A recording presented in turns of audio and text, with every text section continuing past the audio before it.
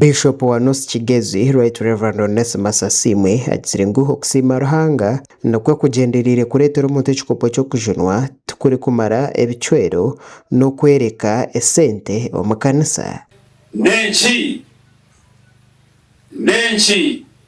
ekindi zimurira mukama nenchi kindi ha Ruhanga akeichiriza akasima Hati okusima, and I say it at the risk of being misunderstood. I say it at the risk of being misunderstood, but I will say it anyway.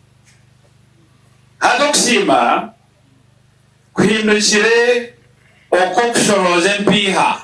Mama Florence Asimwe mukomureberezi akurikiza abekanisa ya Nyakibingo okubatizibwa kw'ekanisa yabo yabashaba kukuratira ebikorwa by'omuhikirire Stefano ow'ekanisa eyesirwe izina rye bakaba amamanzi nkawe bakaguma no kwetiisa no kusasirana kugira amaka marungi. Nomanya bati abo muchome nibabetere namba yo kubanza, namba ya kabiri, namba ya gatanu mbwenu waza muchome no losing identity nibakuhe namba konka elizoba mwatunga identity ya St. Stephen's. Frank Arnitwe Mabwa chairman w'egomboro ya Kebsoni obiri nasima agizire ngu asimere ekiconco cy'amagara ekanonje n'obwebembeze mbwenu lifestyle yanje kanyereka ngu ibyandikirwa byakorohika aharimuka mutarikereza so kunarabire mu kiteekateko kyajya kandi kiriya mbwenu cyo nyetira abantu banje okunkwasa okusima Ruhanga ahubwo kwiga okunahigire nawe okubasa okundabya omustruggle yakarura eyimukumanika hatangwi. Dura Masiko Kambamo umuyobozi w'ekanisa ya Stephen's Church Nyeyibingo ayorekera okushemererwa ngu okubatizibwa kw'ekanisa kuhira abakristo amani go kukorera oburisa.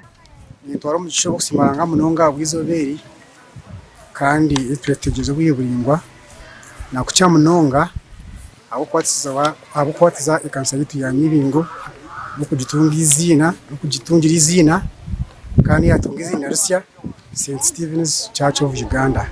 Enda kusima Ruhanga munonga abo bishop kiri atukorra kubatiza ekanisa yitu akagihereza izina kandi twasima Ruhanga wekanisa yitu kukura kandi ito cyatuhereza amani omukwikiriza no mukora Ruhanga.